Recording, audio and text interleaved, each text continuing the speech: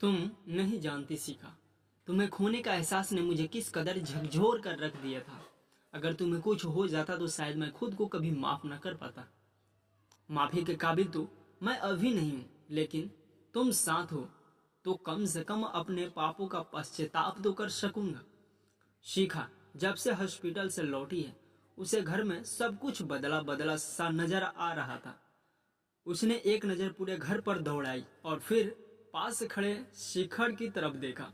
शिखर ने प्यार से उसका माथा चूमा और उसे बाहों में भरते हुए कहा, शिखा, अब तुम्हें घर का नहीं, अपनी सेहत का ख्याल रखना है। घर की चिंता तुम मुझ पर छोड़ दो, मैं सब संभाल लूंगा। फिर शिखर उसे सहारा देते हुए बेडरूम में आराम करने के लिए ले गए।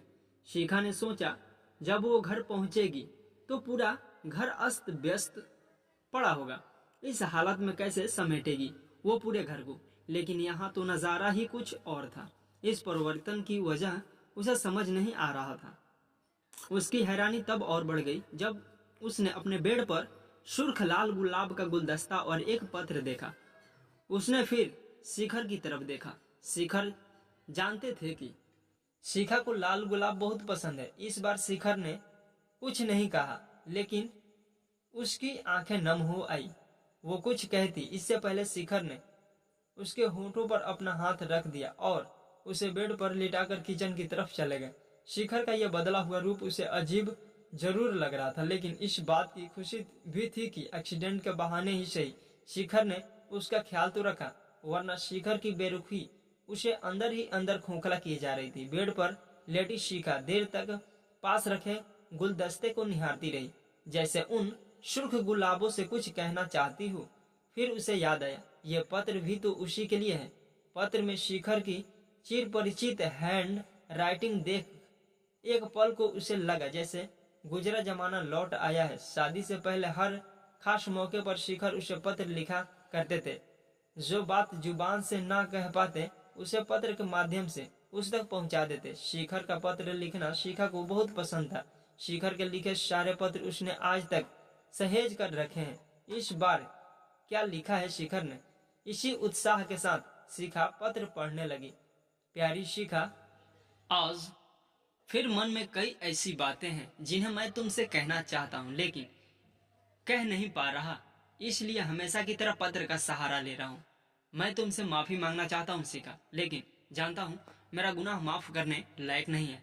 आज तुम्हारी इस हालत के लिए सिर्फ और सिर्फ मैं जिम्मेदार हूँ।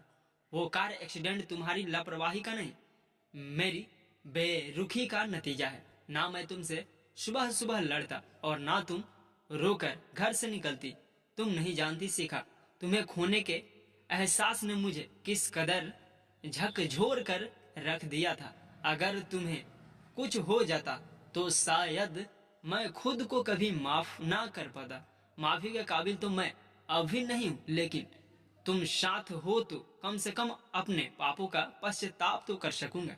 मैं जानता हूँ मेरे साथ अपने रिश्ते और इस घर को बसाए रखने के लिए तुमने क्या कुछ नहीं किया है। तुम मेरी तमाम जिम्मेदारियां इस आस में बर्दाश्त करती रही कि एक दिन सब ठीक हो जाएगा, लेकिन मैंने ऐसा कभी नहीं होने दिया। तुम मुझे समझाती रही और मैं तुम्हारी बातों को हवा में उड़ाता रहा। जिस दिन से तुमसे मेरा रिश्ता तय हुआ, उसी दिन से तुमने मेरी जिम्मेदारियों का बोझ उठा लिया था और ये सिलसिला आज भी जारी है। मैं इस शहर में अकेला रहता था, इसलिए मुझसे रिश्ता जुड़ते ही तुम मेरा परिवार बन गई। तुम नौकरी कर रही थी और मैं नौकरी के साथ साथ एमबीए भी कर रहा था। ऐसे में जब भी हम घर से बाहर मिलते तो होटल का बिल, फिल्म का टिकट, यहाँ तक कि मेरी शॉपिंग का बिल भी तुम ही चुकाती। मैं माना करता तो तुम कहती, मैं क्या आपसे अलग हूँ। अभी आप पर घर का किराया, खाने पीने की व्यवस्था, कॉलेज की फीस, बहुत सारी जिम्मेदारियां हैं, इसलिए मुझे खर्च करने दो। फिर तुम अपनी प्यारी सी मुस्कान बिखेरते हुए अपने मजाकिया अंदाज में कहती, जब आपका करियर सेटल हो जाएगा तब मैं आपसे बड़ी बड़ी फरमाइशें करूंगी। तब ना कैसे करोगे जनाब। तुम्हारा ये अपनापन मुझे भीतर तक भिगो देता है और मैं तुम्हें अपनी बाहों में भर लेता। सच, कितने हसीन सपने बुने थे तुमने हमारे भविष्य के लिए। मेरे प्रति तुम्हारा समर्पण पहले दिन से 100% था। मैं ही तुम्हारी बराबरी नहीं कर सका। ऐसा नहीं था कि मैं तुम्हारे प्यार और त्याग को नहीं समझता था, बल्कि मैं तो तुम्हारी झोली खुशियों से भर देना चाहता था। दुनिया की हर खुशी तुम्हारे कदमों में ला कर रख देना चाहता था, लेकिन मैं उतना काबिल कभी ना बन सका जैसा तुम चाहती थी। शायद इसके लिए मैंने कोशिश भी नहीं की। दरअसल तुम मुझे ऐसे कंफर्ट जोन में ले आई थी जहां मैं खुद को बेहद सुरक्षित महसूस कर रहा था। तुमने मुझे कभी किसी चीज की कमी महसूस नहीं होने दी, इसलिए मैं आराम परस्त हो गया, सिर्फ अपने सुख, अपने ऐशो आराम तक सीमित रह गया। तुम हर जगह मुझे पैसों की मदद करती रही ताकि मैं कभी अभाव महसूस ना करूं और पूरा ध्यान अपने करियर व पढ़ाई पर लगा सकूं। शादी के बाद भी तुम मेरी पढ़ाई का खर्च उठाती रही ताकि मुझे प्रमोशन मिले और हमारी गृहस्थी अच्छी तरह चल सके। लेकिन मुझे अब तुम्हारे पैसों की आदत पड़ गई थी। मेरे मुंह में जैसे खून लग गया था। अब मुझे हर समस्या का समाधान तुम में नजर आने लगा था। जाने अनजाने मैंने खुद को लालची और आलसी बना दिया था। मेरी खुशी के लिए तुम घर बाहर की तमाम जिम्मेदारियां खुशी खुशी उठाती रही। हाँ, प्रत्युषा प्रत्युष प्रत्युषा के जन्म के बाद तुमने पहली बार कहा था, शिखर अब मैं नौकरी नहीं करना चाहती, अपनी बेटी के साथ रहना चाहती हूँ, उसकी अच्छी परवरिश करना चाहती हूँ। उस दिन पहली बार मेरा लालची मन बेचैन हुआ था, अंदर तक कांप गया था मैं तुम्हारी बातें सुनकर। लेकिन मैंने तुम पर कुछ भी जाहिर नहीं होने दिया। उस समय तो मैंने तुम्हारी हाँ में हाँ मिला दी, लेकिन अगले पल से ही मेरा लालची मन इस जुगाड़ में जुट गया कि कैसे तुम्हें फिर से नौकरी पर भेजा जाए ताकि मैं घर की जिम्मेदारियों से मुक्त हो सकूं। तुम कोई फैसला लेती इससे पहले ही मैंने माँ को कानपुर फोन किया और उनसे अनुरोध किया कि कुछ समय के लिए मेरी गृहस्थी संभालने आ जाए। छोटी बहन की बीएससी फाइनल ईयर की परीक्षा होने वाली थी, इसलिए माँ ने आने में असमर्थ जताई तो मैं फोन पर ही रो पड़ा। मैंने माँ से कहा, माँ शिखा जॉब छोड़ना चाहती है। तुम तो जानती हो मेरे सिर पर बैंक का कितना लोन है। मेरे पास सरकारी नौकरी भी नहीं है जिसके भरोसे मैं निश्चित हो सकूं। प्राइवेट नौकरी क्या है, एक गलती हुई नहीं कि नौकरी हाथ से जा सकती है। यदि शिखा ने नौकरी छोड़ दी तो मुझ पर बहुत प्रेशर आ जाएगा। मुंबई जैसे शहर में एक आदमी की कमाई से घर कहाँ चलता है। मेरी परिस्थिति पर मां पसीज गई और छोटी बहन को मंझधार में छोड़ कुछ समय के लिए मेरी गृहस्थी संभालने मेरे पास आ गई। मैंने माँ को समझा दिया कि वो शिखा को ना बताए कि मैंने उन्हें यहाँ बुलाया है। साथ ही शिखा से यह कहने को भी कहा कि वो नौकरी ना छोड़े। माँ प्रत्युषा की देखभाल कर लेंगी, लेकिन तुम मेरा षड्यंत्र शायद भाप ना गई थी। तुमने मुझसे कुछ कहा नहीं, लेकिन तुम्हारा मौन चीख चीख कर अपना दर्द बयां कर रहा था। अतरंग पलों में भी तुम मेरे पास, मेरी बाहों में तो होती, लेकिन मात्र एक शरीर के रूप में। मेरी शिखा ने शायद उस दिन दम तोड़ दिया था जिस दिन मैंने उसे उसकी बच्ची से अलग किया और उसकी मर्जी के खिलाफ उस पर अपनी जिम्मेदारियों का बोझ डाला। जिस शिखर को तुमने ऊंचाइयों के शिखर पर देखना चाहा, वो तुम्हारी कमाई और तुम्हारे शरीर का भोगी बनकर रह गया था। शिखा, उसने तुम में अपना कंफर्ट जोन ढूंढ लिया था।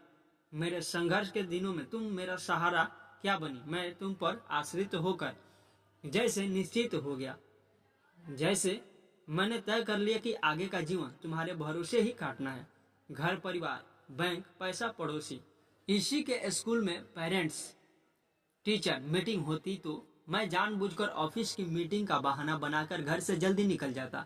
घर में माँ या करीबी रिश्तेदार कुछ दिन रहने आते तो मैं जानबूझकर ऑफिस से लेट आता ताकि तुम सब संभाल लो, मुझ तक कोई बात ना आए।